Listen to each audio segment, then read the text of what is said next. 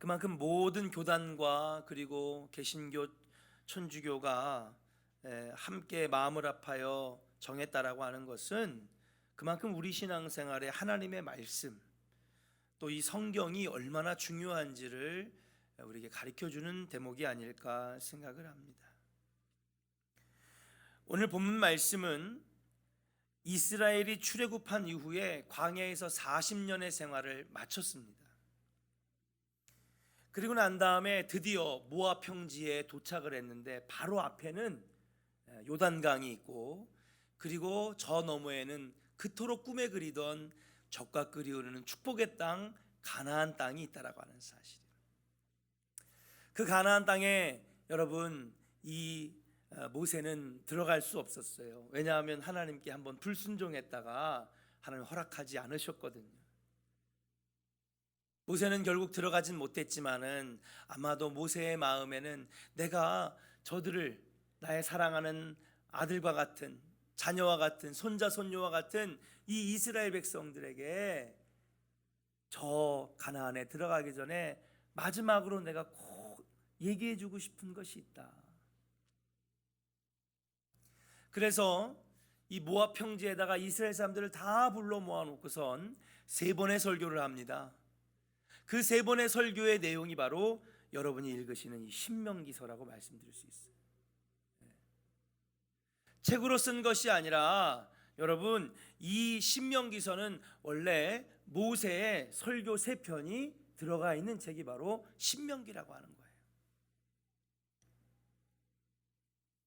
첫 번째와 두 번째 설교는 다시 한번 십계명에 대해서, 하나님이 주신 율법에 대해서 다시 한번 가르쳐주고 또 다시 한번 교훈해주는, 말 그대로 가르치는 시간이었다면, 오늘 본문 신명기 30장은 바로 마지막 3번째 설교를 말하는데, 이 3번째 설교는 뭐냐 하면 하나님의 말씀이 얼마나 위대하고 중요한지를 우리에게 가르쳐주는 본문이라고 말씀드릴 수 있어요.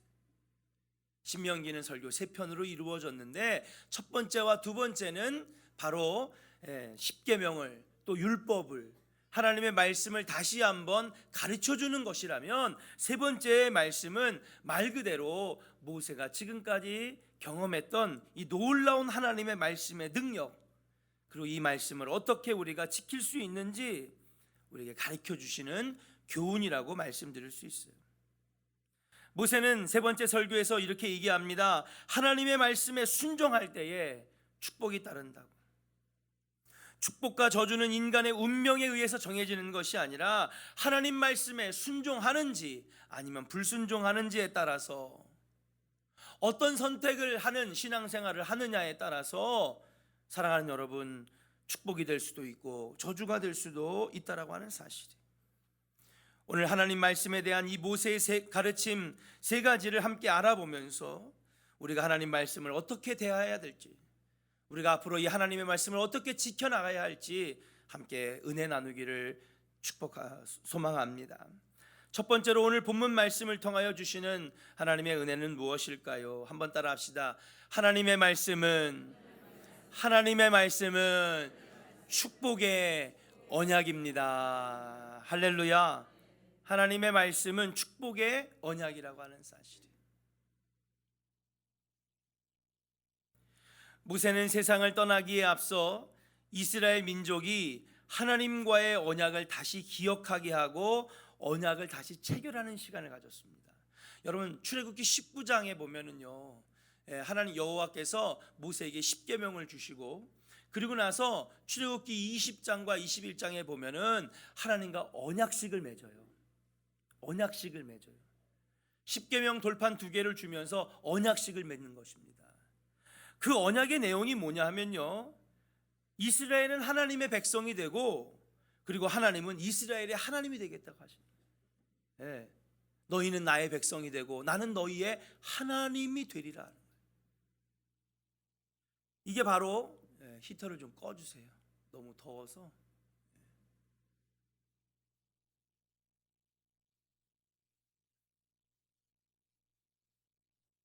하나님이 우리의 하나님 되시고, 그리고 우리는 하나님 백성이 되겠다라고 하는 이 언약식, 뭐 가요 제목에 뭐 슬픈 언약식 뭐 이런 것도 있는데 이 언약식을 맺었다는 거예요. 여러분, 언약이라고 하는 말은 뭘까요? 예? 약속입니다. 약속. 인게이지먼트. 서로 약속하는 거예요. 그래서 여러분, 우리가 약혼식이라고 하잖아요. 무엇입니까? 결혼하기를 약속했다. 함께 하기를 약속했다. 이게 약혼식 또는 언약식이라고 하는데 이 언약식을 가졌다라고 하는 것입니다. 그리고 이 언약의 핵심은 무엇이냐? 그래서 나는 이제부터 너희의 하나님이 되었고 너희들은 나의 백성이 되었으니 이제는 내 말에 순종하고 나의 말에 온전히 지킬 때에 내가 너희에게 복을 주리라. 이것이 바로 언약식의 내용인데 이 모세는 40년이 지난 다음에 다시 한번 이스라엘 사람들과 모압 평지에서 이 언약식을 통하여 하나님의 약속이 어떤 약속인지를 우리에게 가르쳐주고 있다라고 하는, 다시 한번 상기시켜주고 있다라고 하는 사실이에요. 그리고 그 핵심은 뭐냐? 내가 이제 너희들의 하나님이 되었으니, 그리고 너희들은 이제 나의 백성이 되었으니 이제는 내 말에 순종하고 내 말씀에 온전하게 지킬 때에 하나님은 우리에게 복을 주시겠다라고 약속하신다라고 하는 것을 깨닫게 하시는 거예요. 신명기 30장 9절과 10절의 말씀을 함께 읽어보도록 하겠습니다. 같이 읽어봅니다. 시작. 내가 내 하나님 여호와의 말씀을 청종하여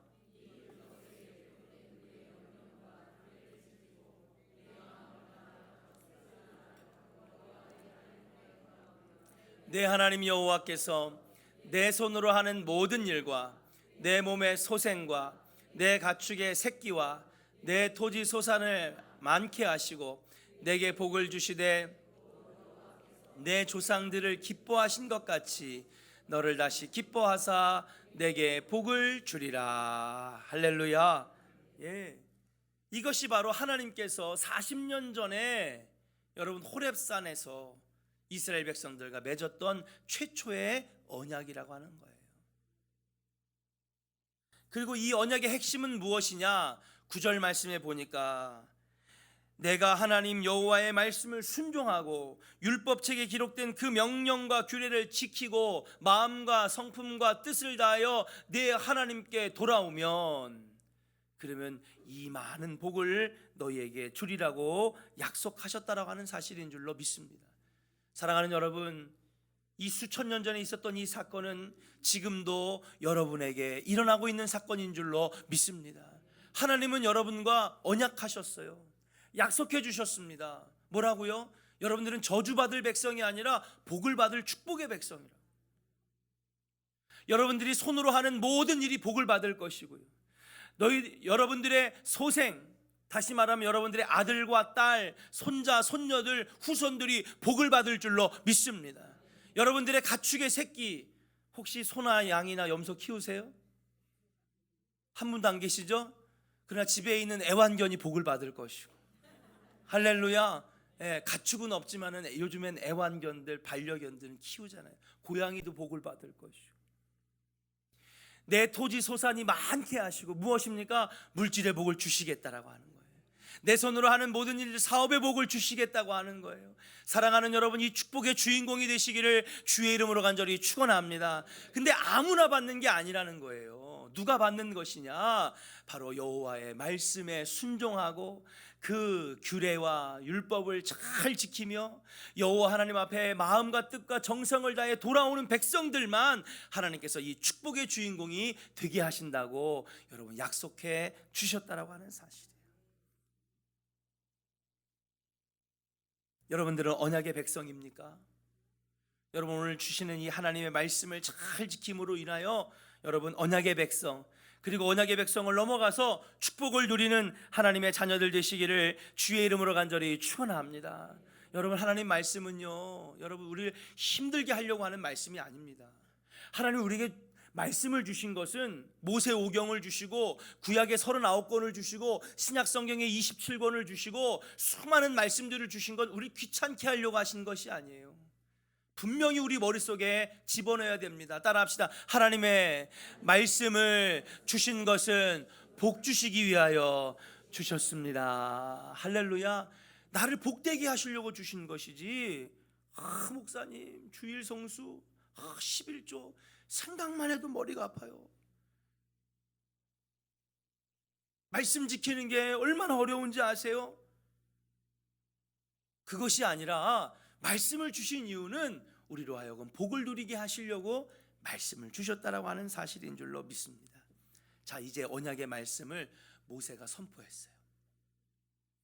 그 다음에 이 말씀을 이어받은 이 이스라엘 백성들과 그리고 그의 뒤를 이은 후계자 여호수아는 이 모세의 진심 어린 충언과 그리고 그 다음에 모세의 이 가르침을 잘 따랐을까요? 못 따랐을까요?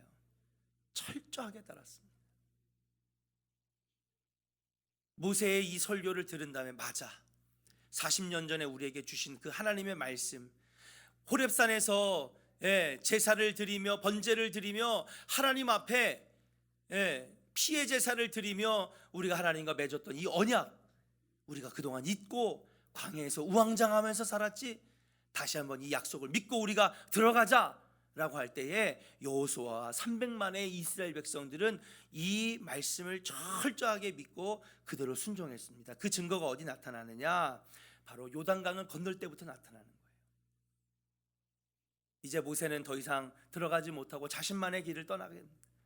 어디서 죽었는지는 알 수는 없지만 이제 남겨진 여호수아와 이스라엘 후손들은 요단강을 건너기 시작해요. 근데 건널 때부터 벌써 암초를 만나요. 무엇입니까? 하필 건너라고, 하나님께서 건너가라고 하는 시기가 가장 물이 범람하던 시기, 사람들이 쓸려 내려갈 수도 있는, 건너가기 가장 위험한 그런 때에 하나님은 무작정 건너가라고 하시는 거예요. 근데 그들은요, 거기에서 어떻게 했어요? 내가 하나님의 말씀에 순종하고 하나님의 명령을 지키면 했던 이 모세의 말이 떠오르기 시작한 거예요. 아니야, 환경을 보면 건널 수가 없고 여건을 보면 건널 수 없지만 우리가 하나님 말씀에 순종하기로 했지, 하나님의 명령을 지키기로 했지, 아멘 할렐루야, 나가자. 딱 여호수아가 하나님 앞에 기도하고 이스라엘 백성들이 일어섰습니다. 그러고 나서 어떻게 했느냐? 여러분, 이스라엘 백성들을 잠깐 기다리려고 한 다음에 레위 제사장들과 지파를 불러요. 그 다음에 그들에게 뭐를 매게 해요? 언약궤를 매게 합니다.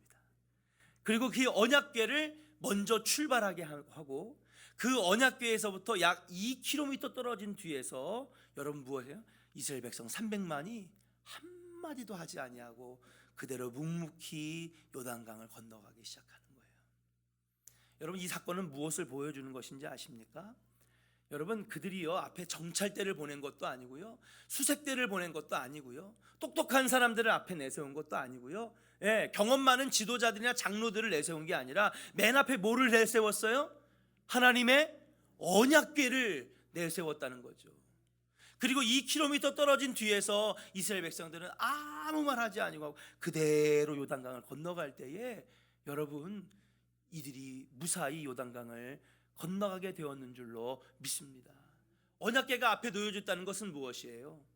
우리가 아무리 똑똑해도, 우리가 아무리 많이 배웠어도, 우리가 돈이 아무리 많아도, 인생의 경험과 노하우가 많아도 무조건 우리는 하나님의 말씀을 앞장 세워서 하나님의 말씀을 따르겠습니다라고 하는 상징적인 은혜의 표현인 줄로 믿습니다. 할렐루야. 만약에 그들이 똑똑한 사람들이 앞장섰다면, 경험 많은 사람들이 앞장섰다면, 공부 많이 한 사람들이 앞장섰다면 그들은 요단강을 건너지 못했을 거예요. 그러나 언약궤, 여러분 언약궤 안에 뭐가 들어가 있어요? 십계명 두 돌판이 들어가 있잖아요. 하나님의 임재를 상징하는 물건들이, 성물들이 그 안에 들어가 있는 줄로 믿습니다.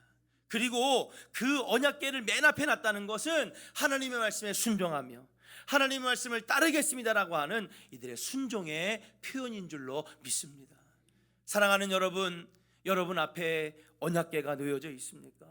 여러분 걸어가는 인생길 앞에 하나님의 말씀이 놓여지시기를 주의 이름으로 간절히 축원합니다. 내가 잘할 것 같죠? 내가 성공할 것 같습니다. 내가 다 해낼 수 있을 것 같습니다. 그러나 우리는 많이 좌절하고 실패할 수밖에 없다라고 하는 것을 우리는 종종 깨닫고 경험하는 것입니다. 그렇게 언약궤를 맨 앞에 내놨던 여호수아 때부터 그 뒤에 이스라엘 백성들은 어떤 전쟁에서든지 항상 언약궤를 맨 앞에다가 내놓는 전통이 생겼다는 거예요.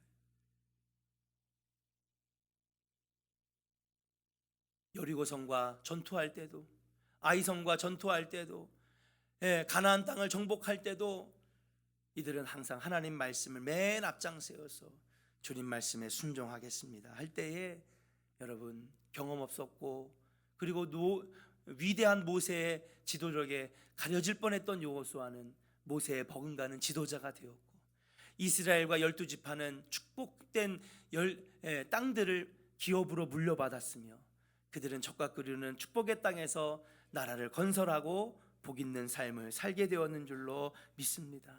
사랑하는 여러분, 우리 조은의 성도 여러분들께서도 항상 우리 마음속에 하나님 말씀은 우리에게 복 주시려고 우리에게 주시는 것이구나, 여러분 믿으시고, 여러분 인생길 앞에 항상 언약궤가 하나님 말씀이 놓여질 수 있기를 주의 이름으로 간절히 축원합니다. 우리 옆 사람에게 한번 축복하겠습니다. 우리 인생길 앞에 하나님의 말씀이 항상 놓여져 있기를 축복합니다. 할렐루야.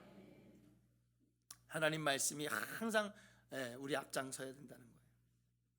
두 번째, 오늘 본문을 통하여 우리에게 주시는 하나님의 은혜는 뭐냐? 따라합시다. 하나님의 말씀은 지키기가 어렵지 않습니다. 할렐루야.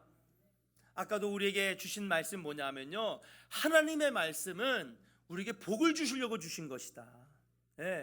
어렵게 하고 힘들게 하려고 우리에게 주신 것이 아니에요. 귀찮게 하려고 주신 것이 아니에요. 하나님의 말씀을 믿고 순종하여 준행하여 잘 지키면 기적도 일어나고 놀라운 복이 우리에게 임할 줄로 믿습니다. 근데 문제는 뭐냐면 이걸 어떻게 하지? 이건 너무 어려워. 아니, 다른 종교는 되게 아주 신앙생활이 쉽던데 왜 기독교만 이렇게 어렵게 하는지. 다른 데 가면 새벽기도도 없고, 다른 데 가면은 헌금도 그렇게 강조도 안 하고. 문제는 우리는 그렇게 하는 일이 어렵다고 생각하고 뒤로 물러서기 쉬워요. 우리는 종종 하나님 말씀 앞에서 마태복음에 나와 있는 재물 많은 청년이 되곤 합니다. 한 청년이 예수님께 찾아왔어요. 예수님, 제가 무슨 선한 일을 하여야 영생을 얻을 수 있습니까? 그렇게 물어보니까 예수님 먼저 말씀하시기를, 내가 영생을 얻으려면 살인하지 말라, 간음하지 말라, 도적질하지 말라, 거짓 증거하지 말라, 내 부모를 공경하라, 내 이웃을 내 몸과 같이 사랑하라. 예수님이 그 말씀을 하시니까는 이 청년이 갑자기 눈빛이 자신감 있는 눈빛이 딱 된 거예요. 그러면서 예수님한테 그럽니다. 예수님, 저는 이 모든 것을 다 지켰는데요. 여러분, 이 청년은요, 바리새인 또는 사두개인, 말 그대로 랍비의 직책을 가지고 있는 사람이었습니다. 철저하게 율법을 지키는 사람이에요. 그러면서 저는 이것을 다 잘 지킵니다. 십계명 얘기 나오고 율법 얘기 나오니까는요, 자신 있어진 거예요. 나는 그 어떤 누구보다도 철저하게 십계명, 철저하게 율법을 지킵니다. 그러면서 주님, 내가 다 지켰습니다. 제게 부족한 것이 또 있습니까? 저 영생 구원받을 수 있는 거죠? 그러니까 예수님은 이 청년을 사랑스럽게 보시면서 이렇게 얘기하십니다. 내가 진실로 온전하게 되려면 지금 가서 내 소유를 팔아서 가난한 자들에게 줘라. 그리하면 하늘에서 보화가 내게 있으리라. 그리고 나를 따르라. 그렇게 얘기를 합니다. 그 말을 들은 청년은 갑자기 근심이 많아졌다는 거예요. 생각하게 됐다는 거예요. 그리고 그 명령을 따를 수 없다고 생각하고 집으로 돌아갔습니다. 어떻게 보면 그는요, 십계명도 잘 지키지 않은 사람이었을 수도 있어요. 왜요? 내 이웃을 내 몸과 같이 사랑하라고 그러셨는데, 그 율법을 지키라고 예수님 말씀하실 때는요, 율법 얘기를 할 때는 잘 지키는 것 같았는데 실제적으로 물질을 나눠주라고 하니까 이 청년이 근심이 많았다라고 하는 것입니다. 하나님의 말씀 앞에서 우리는 이 청년의 태도를 취하기 쉽습니다. 우리도 고민하는 거죠. 야, 이거 내가 지킬 수 있을까? 내가 지킬 수 없을까? 그래서 우리는요 자꾸 핑계거리를 찾습니다. 이거는 하나님도 이해하실 거야. 이건 어쩔 수 없는 거야. 내가 이렇게 바쁜데 이걸 어떻게 해? 고민하고 그 다음에 합리화할 거리를 찾는 것이죠. 결국 우리는 우리 고민하고 합리화하는 시간 동안에 고민하다가 결국엔 하나님의 말씀을 따를 수 없다고, 어렵다고 우리는 원망하고 불평을 합니다. 그러나 사랑하는 여러분, 사무엘을 한번 반대로 비교해서 보겠습니다. 사무엘은요, 사무엘상 3장 10절에 주님이 부르셔요. 사무엘아 부릅니다. 그러니까는 이 사무엘이 한 자세가 뭐냐면요, 주여 말씀하여 주시옵소서, 종이 듣겠나이다. 내가 너를 불러서 쓰겠다. 그러니까 3장 16절에 주님 제가 여기 있습니다. 나를 사용하여 주시옵소서. 주님 제가 여기 있습니다. 나를 저곳에 보내 주시옵소서. 사무엘은요 하나님께서 말씀하실 때에 이걸 따를지 말지 고민하지 않았어요. 합리화하지 않았습니다. 주님이 말씀하시니까 첫 번째 어떻게 했느냐? 종이 듣겠습니다. 두 번째 말한 것이 뭐예요? 주님 제가 여기 있습니다. 세 번째 말한 게 뭐예요? 나를 보내소서, 나를 써주소서. 할렐루야. 이사야도 그랬습니다.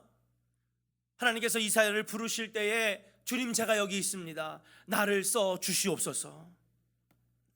재물 많은 예수님을 만났던 이 청년과 반대는 무엇입니까? 그들은요 고민하지 않았다는 거예요.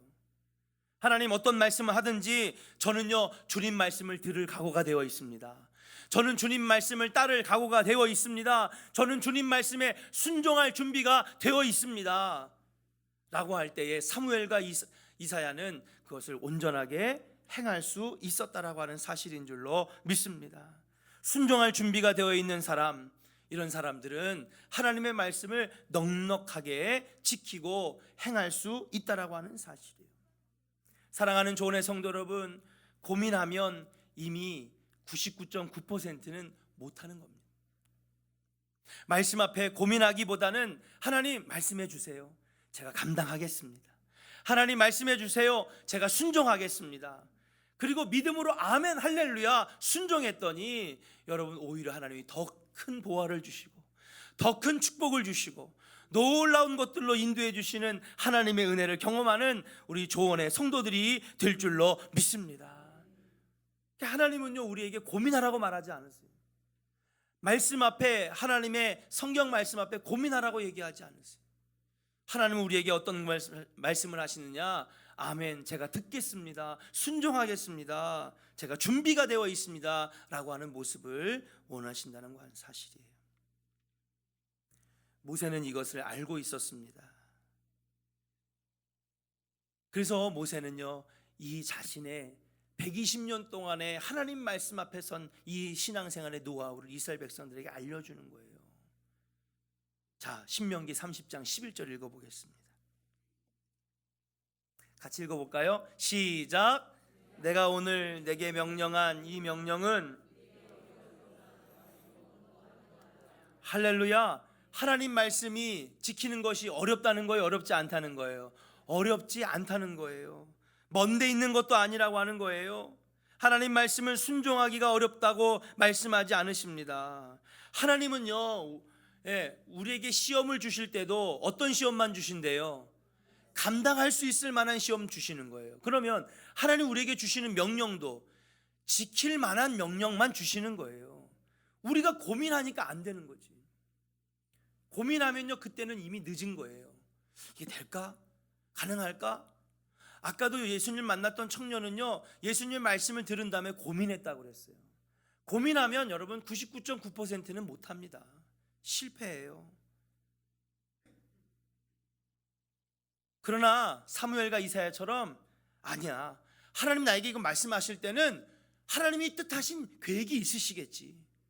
하나님 나에게 이걸 명령하시면 분명히 이걸 통하여 내게 복 주시려고 명령하시는 거지. 하나님이 나에게 이것을 시키실 때는 분명히 하나님의 원대한 뜻이 있어서 시키시는 거야. 할렐루야. 그래서 내게 주신 거야 라고 여러분 믿음으로 제가 여기 있습니다, 제가 듣겠습니다, 제가 이 일을 하겠습니다, 여러분 나아갈 때에 여러분 하나님이 약속한 계획해 놓으신 놀라운 축복을 주시는 것인 줄로 믿습니다. 여러분에게 주신 말씀, 여러분들이 지켜야 될 규례와 명령들, 하나님께서 여러분들에게 주신 것은 하나님께서 다 뜻이 계셔서 여러분들에게 명령하고 있다라고 하는 사실이에요. 인간이 지킬 수 없는 일을 명령하시고 지키지 못하면 심판하시는 직구주신 하나님이 아니라고 하는 사실을 우리는 알아야 될 줄로 믿습니다. 예수님께서도 마태복음 11장 30절에 이렇게 말씀하셨어요. 내 멍에는 쉽고 내 짐은 가벼움이니라 그랬어요. 주님이 주시는 명령은 멍에가 아니라, 짐이 아니라 가볍게 넉넉하게 들고 갈 수 있다라고 하는 사명인 줄로 믿습니다. 사랑하는 조은의 성도 여러분, 고민하지 마시고 하나님의 원대한 뜻이 담겨져 있다라고 하는 것을 여러분 믿으시고, 여러분에게 명령이 주어지고 여러분 앞에 하나님 말씀이 주어질 때 아멘, 제가 여기 있습니다, 듣겠습니다, 감당하겠습니다 라고 나갈 수 있는 축복의 주인공들이 되시기를 주의 이름으로 간절히 축원합니다. 마지막 세 번째 모세의 교훈은 무엇일까요? 따라합시다. 하나님의 말씀은 가까운 곳에 있습니다. 할렐루야. 첫 번째, 하나님의 말씀은 뭐예요? 축복의 언약이래요. 축복의 약속이래요. 하나님께서 우리에게 명령과 규례와 율법, 다시 말하면 성경 말씀을 주시고 하나님 말씀을 주신 것은 축복을 약속해 주신 거예요. 지켜봐라, 한번 내가 너를 얼마나 복 주는지를 한번 지켜봐라. 두 번째, 그런데 우리는 이게 너무 어려운데 하나님? 아니야. 하나님께서 이 명령, 하나님께서 이 말씀을 주신 것, 지키라고 한 명령은 괜히 주신 게 아니야. 하나님 다 뜻이 계셔서, 하나님 다 원대한 뜻이 계셔서 지금 명령하시는 거야.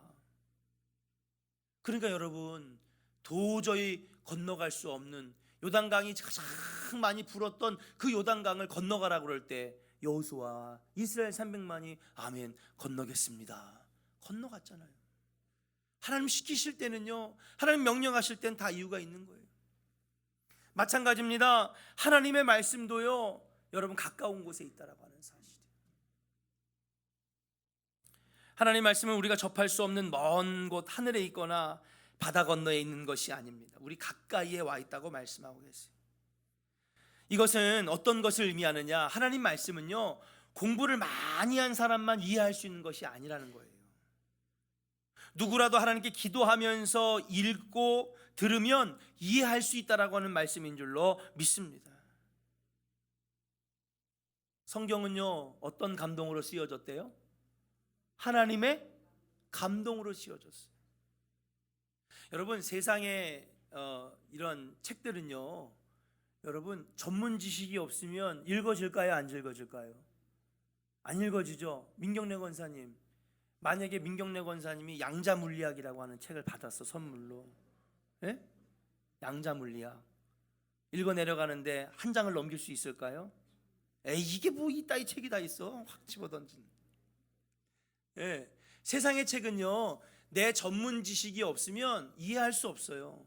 근데 참 놀라운 건요, 성경은요, 공부를 많이 한 사람, 지식이 많은 사람, 경험이 많은 사람만 이해할 수 있는 책이 아니에요. 또 내가 공부를 많이 못하고 학력이 낮다고 그래서 은혜 못 받거나 이해 못하는 책이 아니에요. 그러면 성경은 누구에게 가장 유익한 책이냐? 여러분, 아까도 얘기했죠. 성경은 누구의 감동으로 쓰여진 책? 그렇죠. 다시 말해서 성경이 누구에게 가장 은혜가 되냐면, 여러분들이 하나님의 감동받아서, 여러분 안에 하나님의 영이 내 안에 임재하여서 말씀을 읽잖아요. 그러면 학력 상관없이, 인생의 경험에 상관없이, 물질을 많이 갖고 있느냐, 물질을 적게 갖고 있느냐가 상관없이, 세상의 지위와 명예나 상관없이, 사랑하는 여러분, 하나님 말씀은요, 주의 영이 충만하고 하나님의 감동이 되면 말씀이 읽어지고 깨달아지고 은혜가 되고 축복이 되는 줄로 믿습니다. 예. 나는 공부를 많이 안 해서 하나님 말씀 잘 몰라요. 천만의 말씀. 기도 많이 하고요, 성령 충만한 사람들은요, 여러분, 하나님 말씀이 아멘 하게 되고요, 축복이 되고요, 축복의 통로가 되는 줄로 믿습니다. 그러나 박사학위를 열 몇 개를 가지고 있어도요, 성령이 충만하지 않으면요, 말씀을 읽으면서도 졸고요, 설교를 들으면서도 졸고요. 여러분, 설교를 들어도요, 아멘도 안 나오는 거예요. 왜? 내 안에서 하나님의 영이 떠났는데 뭐. 그리고선 인간적인 귀로만 들으니까는요, 말씀이 하나님 말씀으로 안 들려지는 거예요. 그 다음에 또 뭐 하느냐? 분석하기 시작하죠. 오늘 목사님 말씀이, 오늘 목사님이 지금 뭔가 좀 문법적으로도 안 맞고, 이런 것만 따지는 거예요. 사랑하는 여러분, 부흥회 때 왜 설교가 은혜되는지 아십니까? 부흥회 때는 여러분 찬양을 30분 1시간씩 막 뜨겁게 기도하고, 기도원에 올라가서 막 뜨겁게 기도하면요, 여러분 내 안에 있는 세상의 찌꺼기들은 떠나가고 주의 영이 내 안에 들어와서 성령이 내 안에서 일하기 시작하시는 줄로 믿습니다. 성령의 영에 감동되어서 하나님 말씀 들으니까요, 아멘, 할렐루야, 방언이 나오고 기도가 나오고 기적이 나오고. 사랑하는 여러분 안에 여러분 성령이 충만하기를 주의 이름으로 간절히 축원합니다. 말씀 지키는 것도 마찬가지입니다. 내가 혼자 지키려고 하니까 이게 안 지켜지는 거죠. 인간적인 노력으로 주일 성수하고 헌금 생활하고 맡겨주신 구제와 봉사 사명 감당하려니까 죽도록 힘든 거예요.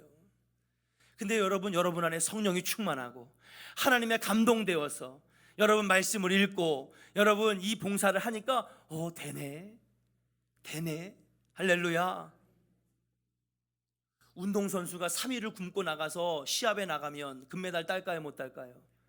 못 따요. 여러분, 세계 최고의 선수라고 해도 여러분 하루만 3끼만 굶어도요, 그 선수는요, 여러분 메달은커녕 예선도 통과 못합니다.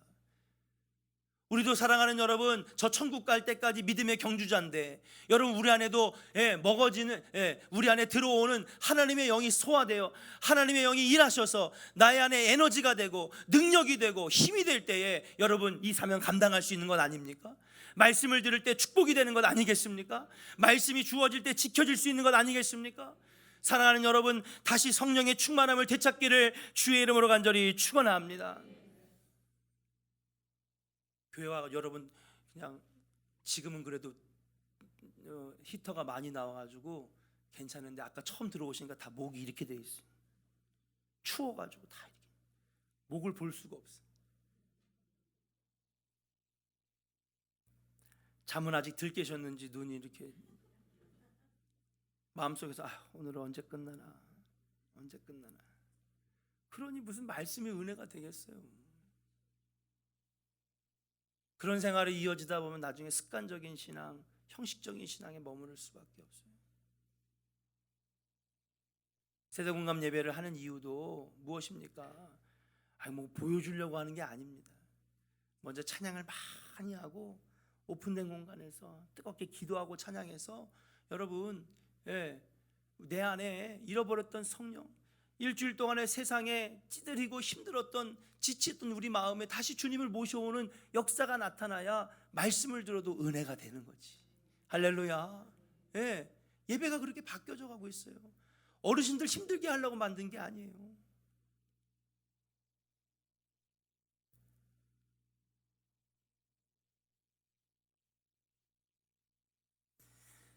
신명기 30장 14절을 읽고 마치겠습니다.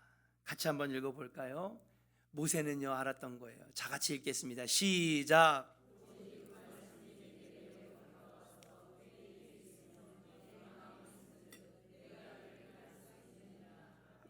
할렐루야. 그렇습니다. 사랑하는 여러분, 말씀은요 어려운 게 아닙니다. 말씀을 가까이 하는 것은 여러분 어려운 것이 아닙니다. 그 말씀이 심히 가까워서 항상 내 입에 있고 내 마음에 그 말씀이 남아 있으면 이를 행할 수 있느니라. 이 말씀을 지킬 수 있다라고 하는 거예요. 하나님의 말씀은 성령에 감화받은 사람 누구나 쉽게 접하여 이해할 수 있는 책, 전문적인 지식을 갖춘 전문가가 아니더라도 하나님 말씀은 누구나 알 수 있고 누구나 행할 수 있고, 그리고 그것을 행하고 읽고 나갈 때에, 순종할 때에 우리에게 축복의 통로가 되는 줄로 믿습니다. 말씀을 마칩니다. 사랑하는 여러분, 모세가 마지막 세 번째 설교를 했어요. 첫 번째 설교와 두 번째 설교, 이미 신명기는 5년 전에 우리 교회에서 강해를 마쳤지만은 신명기의 첫 번째와 두 번째 모세의 설교는 아까 앞에도 얘기했던 것처럼 십계명을 다시 한번 가르쳐주고 율법을 가르쳐주는 가르침의 시간이었다면, 세 번째 설교는 모세가 120년 동안 몸으로 익혔던 말씀 생활, 신앙 생활의 노하우를 우리에게 전수해주고 있는 거예요. 그 첫 번째가 뭐냐? 이 하나님 말씀은 축복의 약속이라는 거예요. 아멘입니까? 이 말씀은 지키기가 어렵지 않다는 거예요. 이 말씀은 내게 가까이 있을 수 있다라고 하는 사람. 다시 여러분, 카카오톡에 혹시 떠난 분들이 있습니까? 다시 성경 통독에 들어오셔서 중간에 좀 끊기면 어떻습니까? 어려움은 좀 어떻습니까? 하루에 한 장, 두 장씩 성경 말씀을 읽으면 얼마나 내게 유익합니까? 다시 말씀 생활, 설교를 들을 때에도 여러분 영적으로 충만해져서 여러분 이 말씀을 가까이 하다가 여러분 사업이 복을 받고, 후손이 복을 받고, 물질의 복을 받고, 건강의 복을 받는 축복의 백성들 다 되시기를 주의 이름으로 간절히 축원합니다. 찬송가 202장